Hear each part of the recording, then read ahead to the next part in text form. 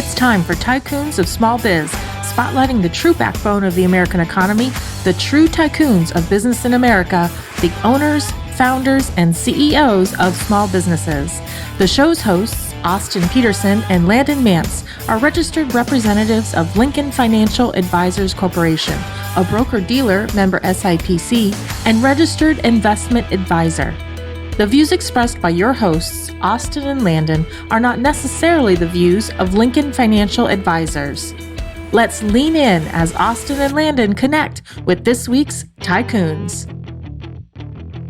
Good afternoon, Tycoons, and welcome to today's episode of Tycoons of Small Biz. I'm Austin Peterson, as always, typically joined by my co-host Landon Mance, who happens to be taking some time off to do some skiing in southern Utah this week. But I am excited to have Nancy Padberg, CEO of Catholic Education Arizona, on the podcast with us today. Nancy, welcome to the show. Thanks. It's an honor to be here with you, Austin. I'm really excited about our conversation today. Yeah, I'm very excited. So for our listeners, I'll just let them know that we've known each other for about a year and a half, maybe close to 2 years by now.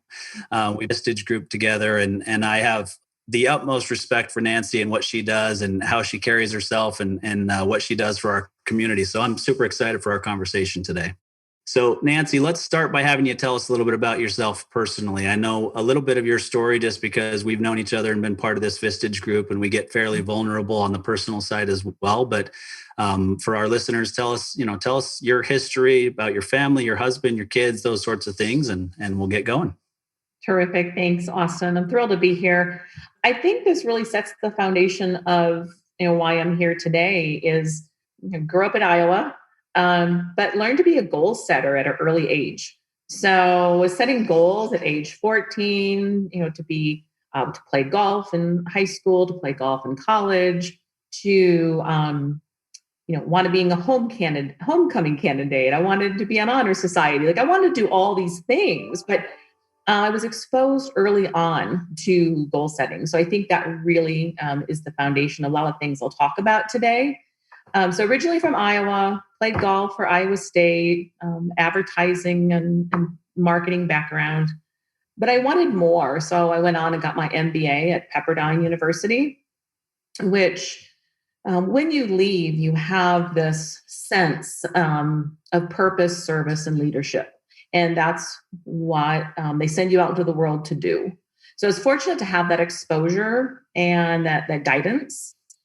And then I've been in Phoenix for 2 years in this role of president and CEO of Catholic Education Arizona. David and I have been married 30 years. We spent 21 years in Southern California, fortunately in Santa Monica and Woodland Hills, 2 years in Seattle, and 3 years in San Francisco. So we're thrilled to call Phoenix home and be here with my dad as he's aging, and our daughter has joined us. So Catholic Education Arizona is a phenomenal company, and I really can't wait to talk to you about it today. Yeah, I'm excited to have our listeners learn more about it. I've had some exposure, obviously, in our Vistage Group, but there's still so many things that I don't know about it, and I'm excited to hear about. So I do have to mention the Iowa State Cyclones. So they had a great year this year in football. So that's nice to see. They're not always in that conversation. So I'm sure that's exciting for you to see. Oh my gosh. The fact that they were here playing in the Fiesta Bowl and won, it's the best team they've ever had. So we were really, really excited that they won and just were here. It's the shame we couldn't be there because I know we would have, but we did watch them. Yeah. What a great team. Yeah, it's a crazy year. And I look back and, things will show up on Instagram or Facebook of things that I did, 2 years ago with my son. We went to the Fiesta Bowl, and I thought, of course we would have been there this year if we'd been allowed to go. And it's a tough thing to kind of realize that there are certain things that we can't do. But, I think that it's given me an opportunity to step back and realize that it's not necessarily about the things that you do together. It's that you're together, right? So yeah. That's been a big thing for us. And this, and I know Karen, our producer of the show, knows this, but my son was out of the country for 2 years. So I did not touch or lay eyes physically on my son for 2 years. And having him come back on December 15th and spend the holidays together as an entire family was special this year. That had to be so hard. And I bet he changed quite a bit when he was gone too. Yeah, I mean, he was 18 and a half years old when he left. And so he's, 20 and a half now. He'll be 21 in March and get back into school. But to see the amount of maturity that he gained in the last couple of years has been tremendous to watch and to experience. Oh, awesome. Global perspective, huh? Yeah, that's a big thing. And, I think he learns the good and the bad about living in the United States. He learns the good and the bad about living in other countries and, has a greater understanding of certain social issues and immigration and refugees and, all those sorts of things that he just wasn't exposed to as much here. He's, I tell my wife and kids all the time that, there's 3 silver spoons in our family, and then there's me, right?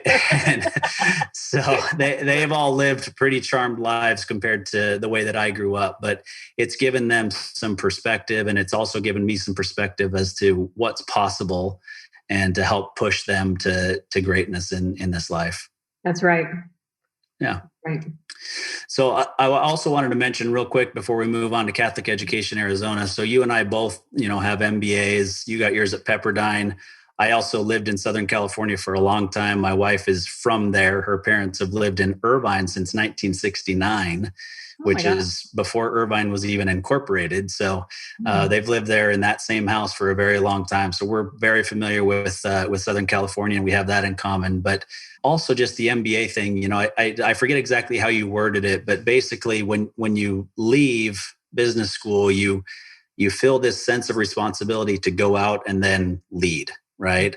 And I felt that same responsibility. But one of the things that I've said quite often on the show and just in life to other people that I've spoken to is that the MBA program was great. It's not that I didn't learn anything and that there weren't important principles and things that I learned along the way. But the education itself wasn't actually the most valuable thing to me. It was the network of people that I came out of school with. Absolutely true. It's like your own Vistage group in a way, right? Yeah. Reach out and talk to somebody about, hey, how would you handle this? Or what do you think about this? Because you spent a couple of years in the trenches and you saw, when you're in school, you're tired, you're stretched, you're working as well. I mean, at least I did. I think you did as well. Yep. So you see yourself at the best and worst, and you really get to know your classmates really well. Yeah. Yeah. And I happened to finish my MBA program in 2008, right when the economy was just completely imploding. And I had a business at the time that I've always had my financial planning business, but I owned a business on the side, which I've pretty typically done throughout my career. It's one that I think actually helps me to be more sharp as a business owner, to have that side business with employees that run it and managing people. And, my business is fairly small. It's myself and a couple of assistants, and then Landon and I are merging to be partners. But there's not the HR issues and all those kinds of things that my business owner clients are going through. And so having this side business allows me to go through that alongside them and help them or better understand what it is that they're going through. Yes, understood. Yeah. Well, let's jump into Catholic Education Arizona. I think, your background from what I know of it, you kind of came from this advertising, marketing, social media type of a world. And you made this, from my perspective, a pretty big leap to go from that to now you're running a nonprofit here in Arizona. So tell us how that came about, and then tell us about Catholic Education Arizona. Sure. So I spent my time in Los Angeles and Santa Monica was Los Angeles Times. And at the time, think about in the 90s, it was the Google and Facebook of advertising. They were doing $1 billion in revenue and the results were terrific. But each year, people started leaving the newspaper. And so I went to cable for a couple of years and learned a lot about events and promotions. And then I went to an ad agency as vice president for 8 years. Learned quite a bit about branding, research, strategy. What do you need for an effective campaign? So I was very fortunate to work with clients like Petco, Whole Foods Markets, Fairmont Hotels, Pepperdine University, and really how you have to understand the point of differentiation to go to market with your organization. So what sets you apart and makes you different? And how do you use consistent messaging in different channels to reach your target audience? So that ad agency time was very informative for me, great years of learning. And also, the place where I worked, we worked on healthy culture. So at the same time I'm learning branding strategy and research, I'm also learning how to build a healthy culture. Now, business school, that was my favorite class, was organizational behavior. And that's all going to feed into where I'm going with the story, is that when you have a healthy culture, you have profitability. So when I started learning this and practicing it at the Phelps Group ad agency I was at, it happened. It was true. We really could have this value-based organization and serve clients that serve the world and make it a better place. So really sounds idealistic, but we did it. And it was really, really exciting. And you have to be very selective too. You learn to hire the right people, right? Have the right gifts, have the right attitude, have the right talent. So all that came into play with growing myself as a leader. After I got my MBA, and as you alluded to, you are set to go lead. So you're either going to lead within an organization or you're going to start your own organization. So I started my own organization, and I had a digital marketing firm for several years, programmatic advertising. But my niche or point of differentiation was targeting baby boomers. And still to this day, they're the wealthiest demographic. So they're about 55 to 75 years old right now. Gosh, I think some great facts, and you're going to know these. They have the most luxury cars, the most luxury travel, the most second homes. They like to go out to eat. They are the connectors on social media. I mean, there's so many things about baby boomers that I got really excited about and really focused on that for several years. Then at the time, the technology was moving so fast in digital marketing that I didn't have the capital at the time to build a programmatic platform. So I thought, I need to go to a company that has all the digital tools. So we went to San Francisco for 3 years, and I worked for Hearst Media. And I learned every digital tool, SEO, SEM, name the acronym, and really built up the education division. Well, I was very fortunate to get contacted by a headhunter for the role here in Phoenix. And coming from the secular world, going to a nonprofit, I thought, well, that's interesting, but I'm always up for a great challenge. How do I stretch and grow?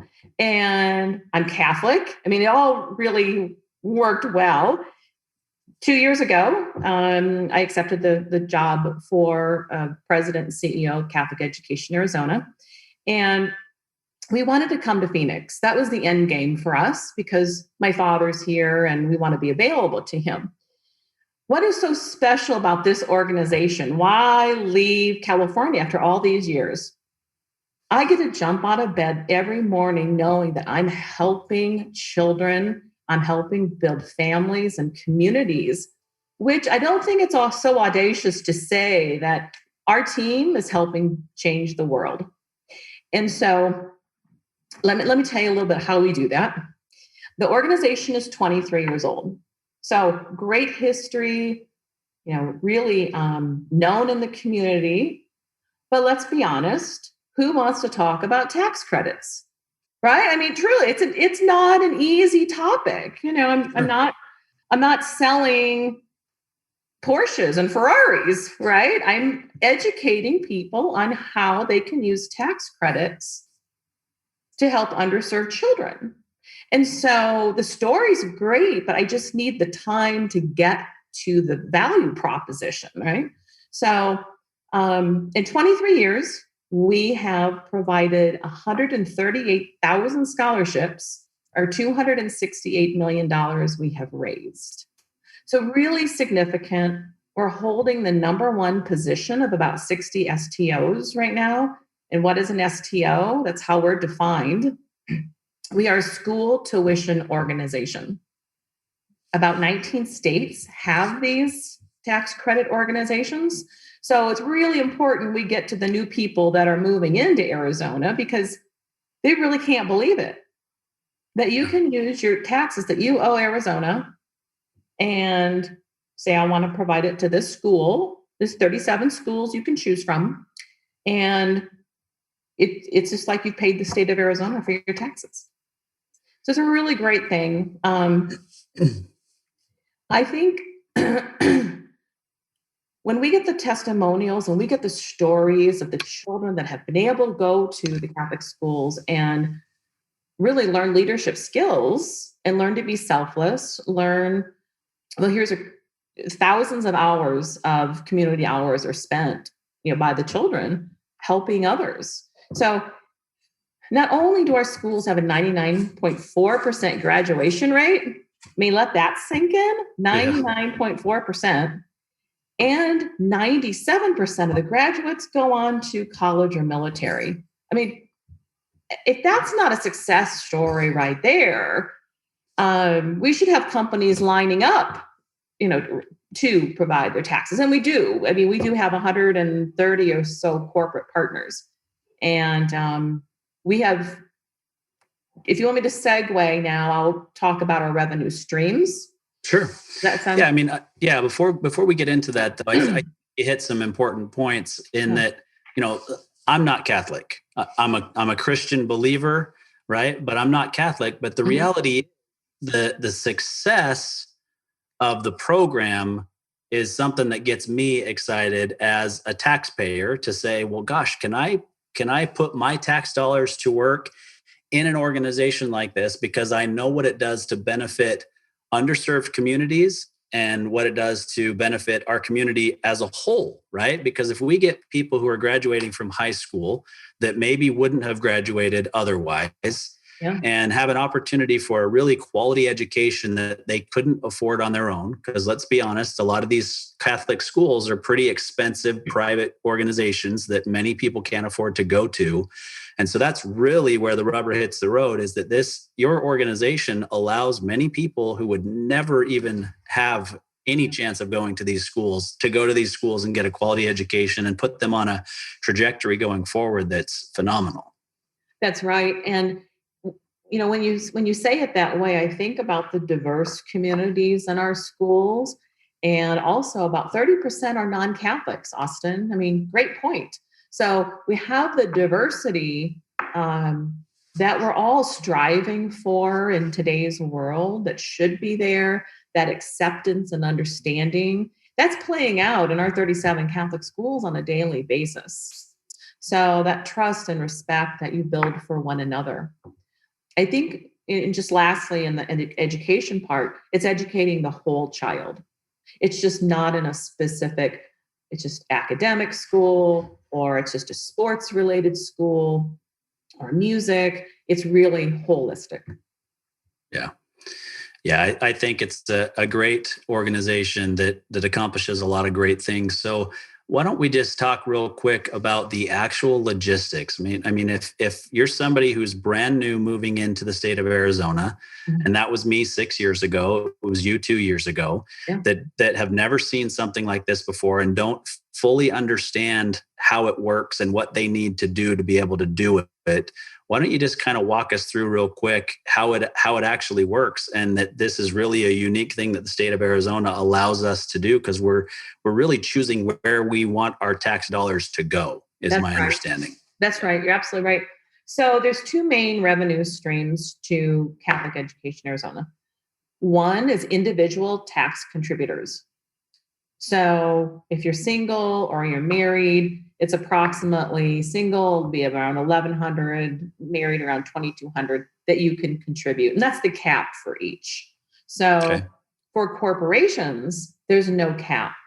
So let's say, let me give you some examples. Grand Canyon University, Earnhardt Auto Centers, BBVA, SunWest Bank, all companies you know really well here in Arizona and have been contributing as corporate partners for us for a very long time. It doesn't matter the size of your company. It doesn't matter the industry that you're in. We have dentists and CEOs and lawyers and CPAs and right. So from small to large. And the underlying value, though, for both individual contributors and corporations is that they want to help build people. They want to help families and communities. So that's what it comes back to. Is as soon as people understand the story and the benefit, then they'll learn the how to do it. So if they visit our website, ceaz.org, all of it's there. You can click on individuals, you can click on corporations. If anybody wants to learn more about it, there's another revenue stream that's growing for us right now, and it's really, really exciting. If you work for Intel or Wells Fargo or American Express, they will match, those employers match your contribution. So that's a growing area for us. So here's where I'm going to tie the digital marketing together with this. Okay. So we can geofence those organizations.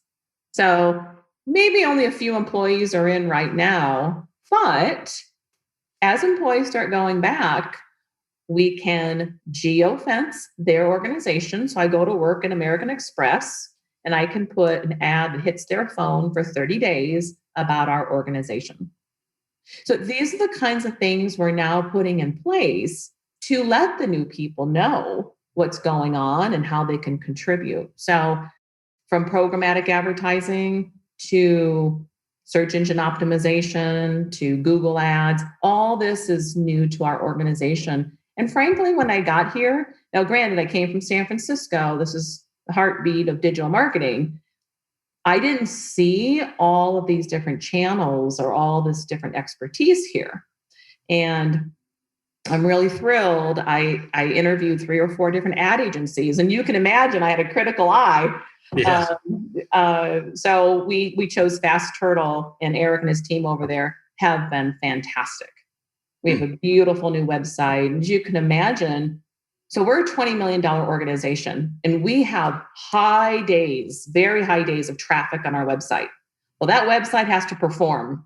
And so in December and April, we're just seeing these peaks during, tax deadlines. And our website is performing great. And I'm thrilled that we have a low bounce rate and average 3 to 4 pages at a time. And, I won't rattle off our dashboard, but we're kind of a digital marketing nerd. I love it.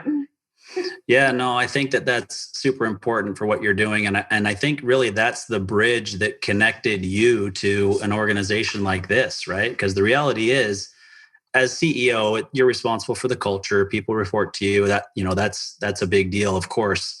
But if I'm the one who's making the hiring decision for somebody that's coming in to be the CEO of an organization like yours, I want somebody that I know I can put in front of potential donors and that they're going to, and that will help us find additional donors. And that I think is pretty powerful and a great reason to have hired you to run the organization. Well, thank you. I can add you to our board of directors then. Awesome. Yeah, no, I'd be happy to have a discussion like that. And I will ask you to introduce me to Eric at Fast Turtle. It sounds like he's somebody that we should have on the program. And obviously so does he do the social media stuff and the website, or just the website and social media is somebody else? Great question. So we have about 5 different services with them. So your SEO, your search engine optimization. So any of the organic content, they help us create it. Okay. So that's going to be put on your website to increase your Google searches on page 1. SEM is a fancy name for search engine marketing, and that's your Google ads. So you're going to pay for Google ads. For the search words that people are searching for, you want your ad to come up first. So there's a constant bidding and trading platform, and we're bidding for the best bid for our ad to come up first. It's really, with only 60 STOs, I'm not saying there's a lot of competition in that space, but we're real fortunate to have that program.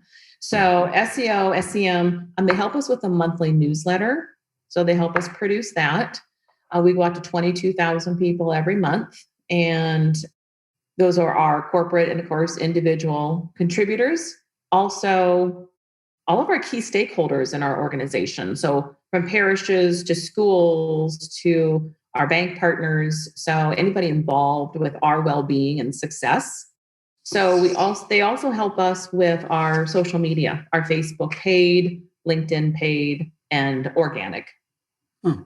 Yeah, that's great. Sounds like a full service group, and they're doing a good job for an organization like yours, and obviously other businesses that are past guests on this program or listeners could benefit from what it is that they offer. So I'd appreciate an introduction there for sure. Great. Will do. Yeah.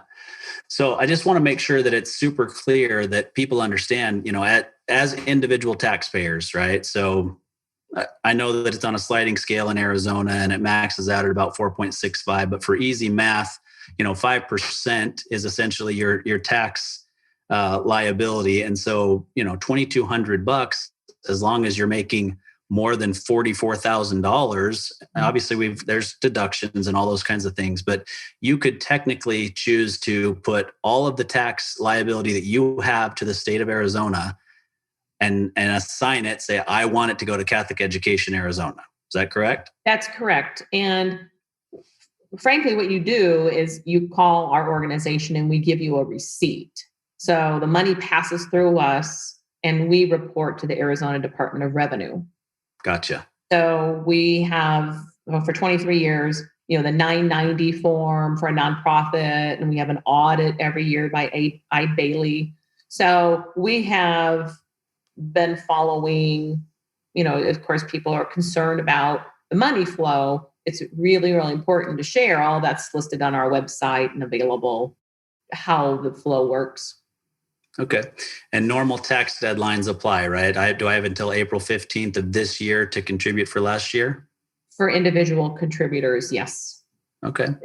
So I could technically write a check for $2,200 to Catholic Education Arizona. That receipt goes in with the filing of my taxes to show that I've already paid $2,200 of my state tax liability, but I've paid it to Catholic Education Arizona. That is correct. But you make it easy. Look at that. Well, I kind of have a mind for this financial thing, so it works for me. And also, just let you know, there's still corporate dollars available. So every year, the Arizona Department of Revenue sets aside, this particular area was $123 million. And just think of the different STOs. It's who can claim the quickest, really. So we're fortunate. We're having a very good year. We're close to $10 million in corporate right now. Last year, we finished about $6.5 million in corporate. So we've had a significant jump. So there's still $8 million on the table to claim for corporate tax dollars. So if someone feels inclined to play that 2021 tax dollar now, they can do that. So on the corporate side, there is no limit, right? So, I mean, you mentioned a couple of big companies that are having, high six-figure liabilities for taxes. They can contribute all of it to Catholic Education Arizona rather than paying it to the state. Absolutely.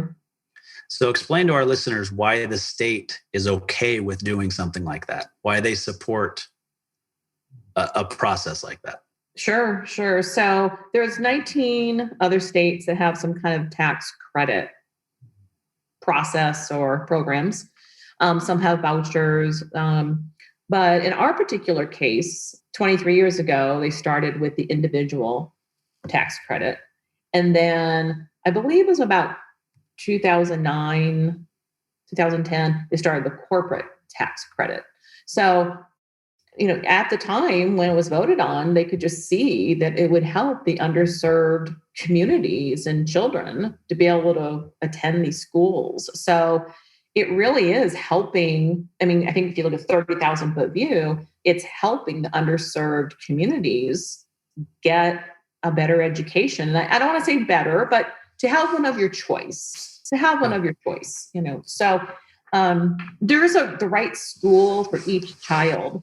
And, some need bigger places to go to school. Some need smaller individual attention, to go to school. So, all that's very available at the Catholic schools. We have large and small, of course, but I think it's just rooted in a value-based education.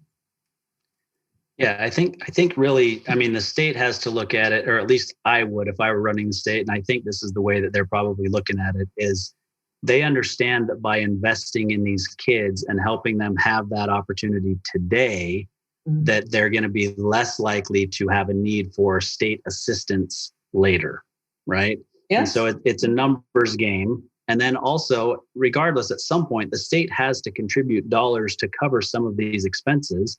And so if we've got organizations that will help do it and do it well, then why not just deploy the dollars that way? It ends up being the same in the end for the state. And I'll bet you studies will show you that they've got less people on state assistance because of organizations like this. I would say you're right. And I think I need to put you in a commercial for us. Well, let's be clear. I've got a face for radio, Nancy, so I don't know about commercials. Well said. Yeah. All right. So I think we understand that. Obviously, if our listeners want to learn more about it, like you said, the website is CE, so CatholicEducationAZ.org, correct? Correct. Okay. Yeah. So obviously, I'd encourage anybody to go ahead and take a look at it. It's a great program, great opportunity to contribute to underserved communities and their educational needs.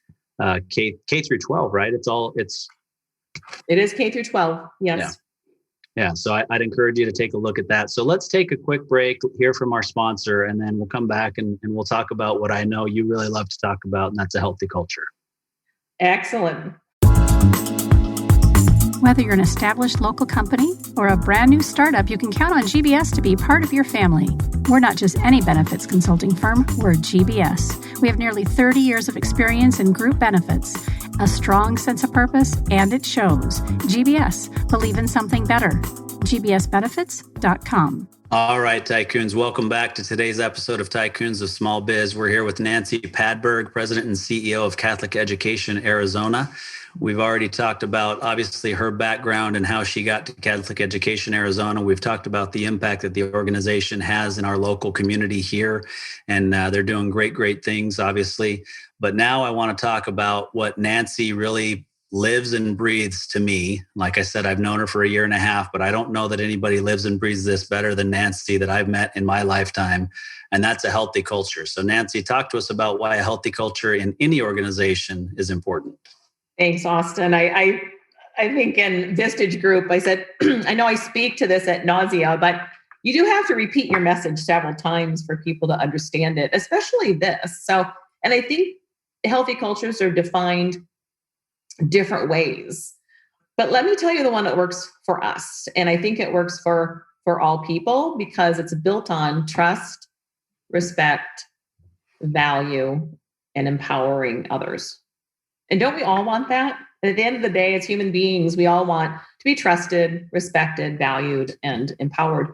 So what we learned in business school, what I learned at the Phelps Group for 8 years, and then just my own observations. As a leader, you're always observing. And when you appreciate people and just the simple thank you, it goes a long way. And so if you even look at surveys from organizations, would you rather be valued, appreciated, or would you like a raise?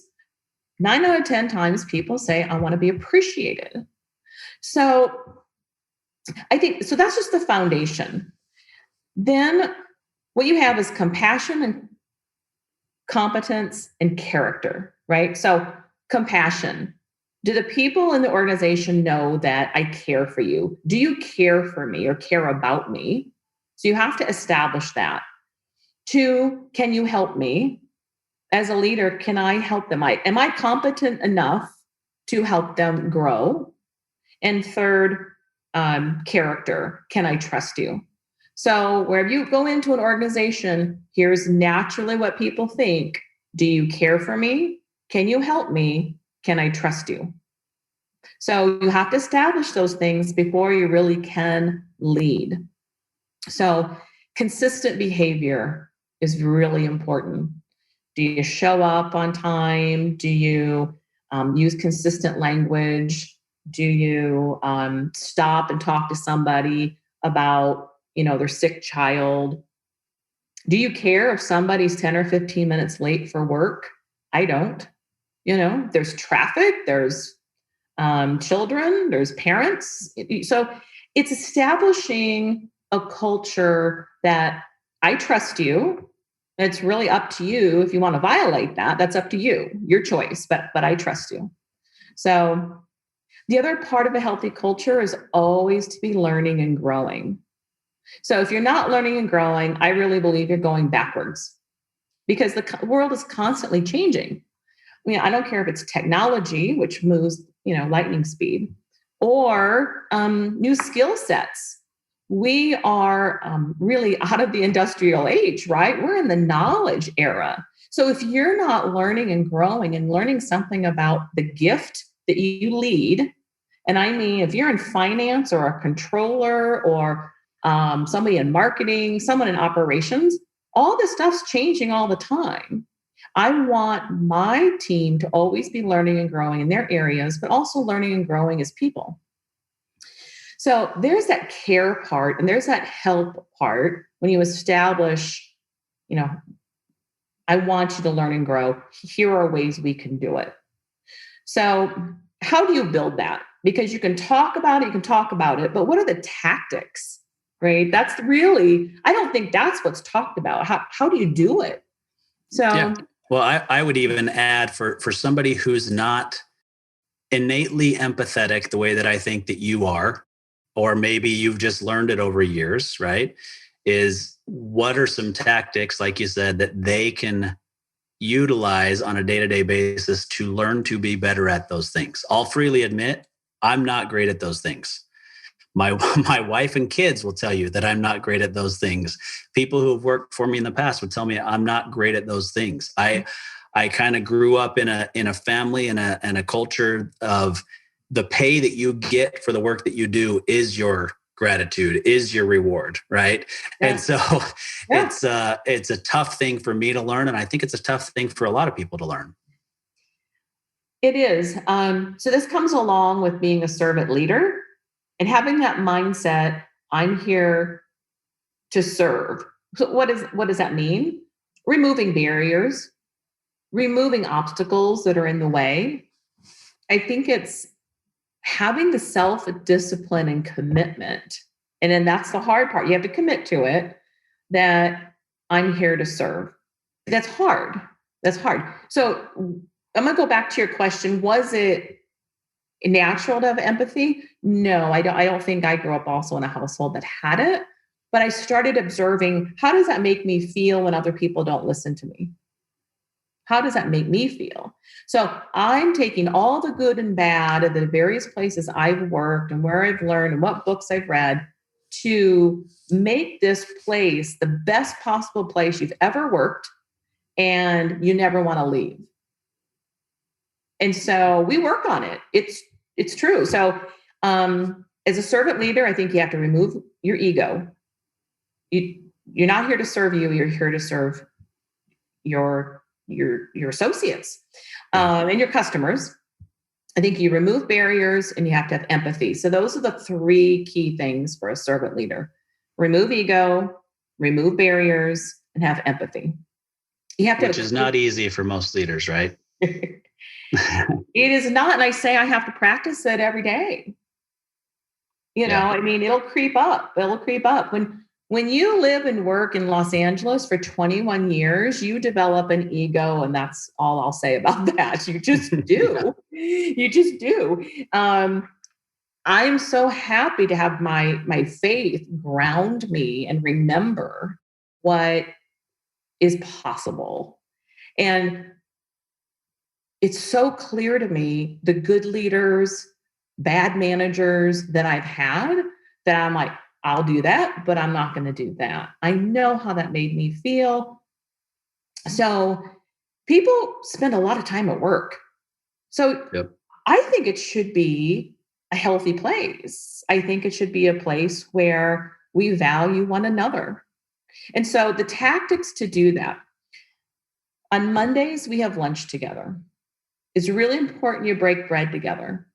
It's amazing what you learn about someone's favorite trip or their dog's name or grandma's sick, whatever it might be. Now you're sharing and getting closer. It's terrific. We did this at the Phelps Group twice a week, and we got very close. So I brought that to where I am. So every Monday we have lunch together. Every Monday morning we have our Monday morning meeting, MMM. So what do you do in a Monday morning meeting? You do a check-in. Everybody goes around and they check in. How are you doing today? How was your weekend? And you know what? Inevitably, someone had a bad day or a bad weekend, and that's okay. That's all right. You're able to share it. And then we go into lightning round, which then people talk about what are they focused on for the week and if they need help getting it done. So there's that collaboration piece. I'm vulnerable enough to say, could you help me, Austin, with this deadline? I have to have it done by here. And so we're creating this place to be vulnerable because let's face it, it's hard to do that. We learned that at Vistage. It's hard. Yeah. It's hard to do that. I was fortunate to learn that also at Pepperdine. We would do check-ins in business school. And boy, we devoted quite a bit of time in our classes to that. There's that deep relationship that starts being formed. Yep. So we're forming that. So again, there's another piece that I brought to this organization. Last year, talk about learning and growing. We read John Maxwell's book, 21 Indisputable Leadership Qualities. When you're in a pandemic and you're only on Zoom, how in the world do you build culture, my friends? Right? Yeah. So you have to have a focus together, a conversation and common language. And that book did it for us. We read it over a 2-month period. And it really, every Zoom meeting we had, we went over a chapter. And everybody could be involved that way. Yeah. So that was multi-layer. That was learning and growing, sharing. Someone could learn and lead the Zoom meeting about that chapter. So there are multiple ways to be able to get that culture built that way. But it took some time and some thought because, as you know, every leader out there had to think on their toes and pivot quickly to keep your company or organization going. Yeah. Yeah, there's no doubt about that. I mean, I obviously experienced it in my own business. I had a side business that I've mentioned earlier. You know, I've always kind of had a side business, and the side business didn't make it. I mean, it was a mall kiosk business. There was no chance that business was going to make it. And, you know, nobody was in the malls, and then they started to open them up. And, you know, it was either hold on and just open it again, or just shut it down and then say, am I going to do something else, or will I reopen it later? And, you know, I've actually done something else, and we can talk about that offline at some point. But it's one of those things where I've had to watch it with my clients. On my financial planning side, it was, okay, people are going to be freaked out about this, and I've got to pick up the phone and I've got to talk to my clients and help them to understand where we are and what's going on. And yeah, no, I've never lived through a global pandemic, but I've been doing this for 20 years. This is the third major market correction that I've been a part of. And I know how to handle this. And by the way, we set up your portfolios in anticipation of these types of deals, not in response to them. And so it's letting them know that you're with them and being proactive. And so it was one of those where this is what my plan is, right? And I'm very goal oriented like you are. And I'll say, like, for example, this year, and I'm going to write down the one that you just gave, and then I'll ask you for others. I'm going to send out an email to past guests and clients to get this. But my plan is to listen to or read 52 books this year, right? So one a week. Okay. And so I need a lot of options, right, from people as to books that they've read before, so I know what to read. But that was something I was doing before the pandemic hit, and I had to let that go because I needed to be more proactive than I had ever been in my own personal business. We're talking about people's entire life savings that they're concerned about, right? And they're turning on the news and they're seeing this, and all they see are big drops in the stock market and, everything else that's going on politically in a very, disputed political season, all those sorts of things. And so I had to let that go and be willing to say, this is where my focus needs to be today. And every business leader, to your point, had to do something similar in their own businesses. Yes. Now I can only speak to a small business. Here we are, to your listeners. I can't imagine the layers and layers of a large corporation, whether, a Fortune 100 company, what have you. And that's why you have to have those key leaders, vice presidents, what have you, be completely in alignment with your vision to be able to carry out that conversation to the next layer, because you have to stop that panic. Because if you don't have consistent communication, people naturally think the worst, right? Yep. So that was the other thing that we implemented really quickly is Monday, Wednesday, and Friday meetings, 9:00. So we had FaceTime together. Instead of once a week, we went 3 times a week. But there were so many unknowns that there was comfort. And part of that was listening to the fear and listening to the reality. Because we have a lot of people, and everybody does, have compromised situations where it's a sick parent or spouse or child, right? That it goes beyond your employees, your associates. It's a next layer too you have to think about. Yep. Yeah, it was a tough situation, of course, and I think that the true leaders really did emerge from that, and you can see it inside of your organization, and maybe somebody that you never thought was ready to be a leader emerged and understood the importance of empathy and helping people to understand things. Because you're right, if the message isn't coming directly from you or the leaders that you're giving information to that then get it to the next level, to the next level, to the next level. If it's not coming direct, then you've got potential problems, right? There's gossiping and backbiting and all those sorts of things that can go on inside of an organization, and not to mention the fear, right? I mean, my wife told me this story the other day. She went to the doctor's office with my daughter who needed to have an ingrown toenail removed, right? And she goes to our normal primary care and finds out from them that they've been so slow because nobody wants to get their normal physicals. Nobody wants to do any of that kind of stuff because they don't want to be in the doctor's office where there's potentially COVID being transmitted. Sure. And so you don't think about a doctor's office actually slowing down during this pandemic. And one of the PAs that they met with said, it was so slow. We were asking the doctor/owner of this practice, are we okay? Because he hadn't communicated, right? He hadn't communicated to them that they are okay. Yes, we're down, we're at 30% of what we were before, but we're smart about this. Our costs are low. We've got reserves, all the types of things that business owners need to be, or managers need to be communicating to their employees, or they start to think about it on their own, right? So absolutely true. Fear of the unknown. People will leave their jobs to go somewhere else that they know is in a better financial position. So to your point, I think leaders have to be comfortable in talking about the finances with their organization. I don't care how small it is or how large it is. because that peace of mind, they're worried about their families. They're worried about their mortgage, right? So that communication, that transparency, again, is going to contribute to that healthy culture. People will be, associates, employees will appreciate it. Yeah.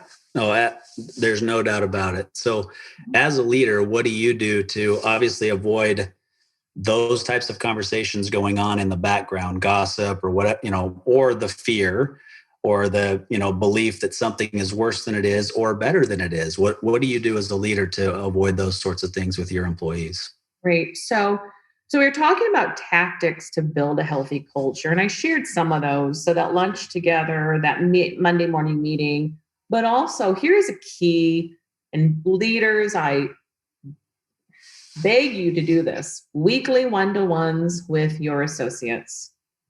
So there's no important investment than your associates, your employees. I like to say associates because I work side by side with you. I don't like to think that you work for me. I work with you. And again, that language shift is really important too. So in those one-to-ones, you can talk about anything. Your goals and your work, maybe some deliverables, but hey, what was that comment about? Tell me more about that. And do you really feel that way? Because I don't see it that way, but I want to learn, and because that transparency and honesty from the leader is really, really important. And it also helps you self-correct either yourself or within the organization. So one of the things I share is that some people will self-select out. Like they can't be in a good environment. And I say, everybody can have a bad day, but you can't have a bad month every single day. So, what I get it, something happens and you can bring it to the office.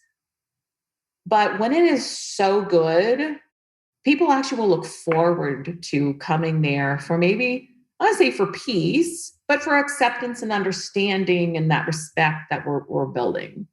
Yeah. So, and let me tell you, if someone has a doctor's appointment or their kid has a recital or a show, I want you there. I want you there. Don't worry about that. And I want you to take care of your health. And I think about that, and I wish I would have had that in all the different places I've worked, and so now we get to create the place where people are working in their gift. They are responsible and empowered. They know they're trusted and respected. What does that do for us, Austin?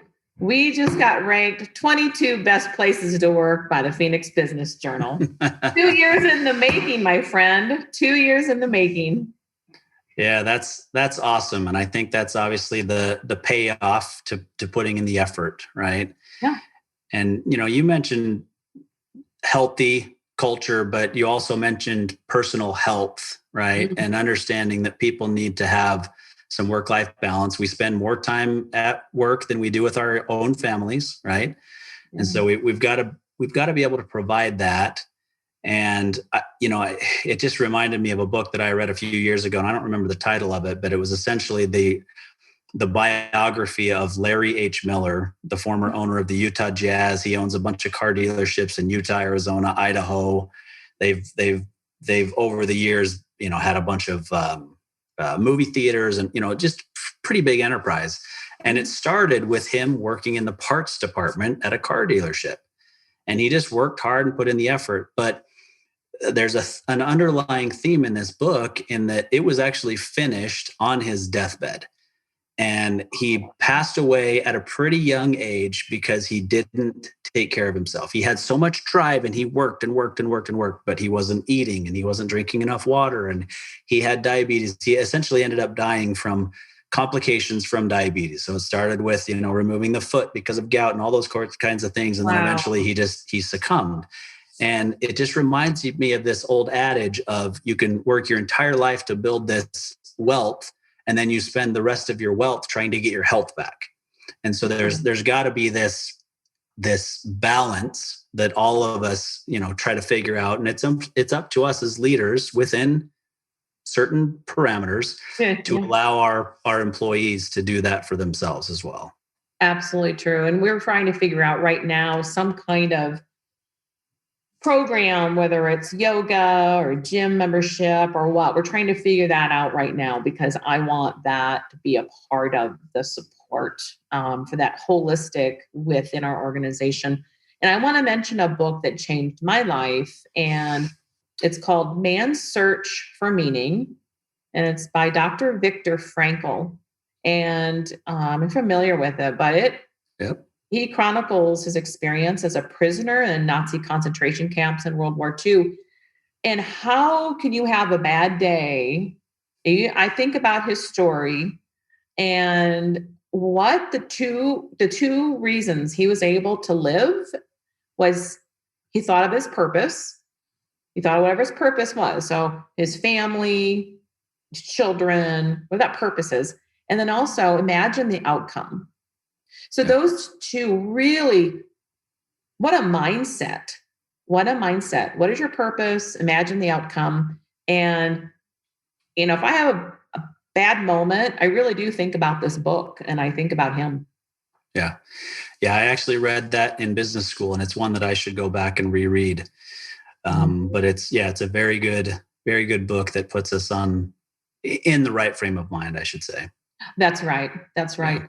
And I would say also really living in gratitude, because we are fortunate in what we do and what we have here in the United States.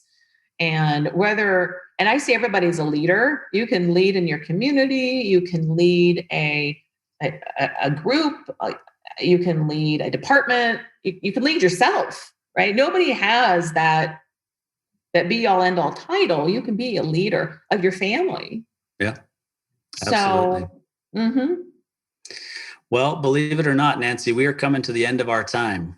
It's been a fantastic conversation. I've enjoyed the time together. I always enjoy spending time with you and speaking with you, regardless. But I'm going to give you the last couple of minutes to just reiterate where to find you guys on the website, where to find you on LinkedIn, and anything else that you'd like the listeners to know. Thank you, Austin. It's a pleasure and privilege to spend time with you today. I really appreciate it.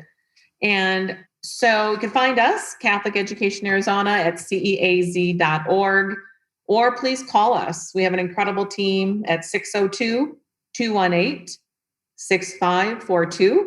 And, ask us any questions about tax contributions, tax credits, whether you're an individual or a company of any size. So we'll be happy to help you. And our website is chock full of videos and how-tos and podcasts. And I'm just mostly grateful, not only being here, but for my team and for my board of directors. We really have a terrific organization, and I really believe we're going to continue to grow. That's awesome. 22nd best employer in Phoenix. That's awesome. Well, thank you so much, Nancy. We really appreciate you being on the program. I appreciate our personal relationship and look forward to watching you as you progress even further with Catholic Education Arizona. Thank you. Happy New Year, Austin. Happy New Year, everyone. You too. Thank you.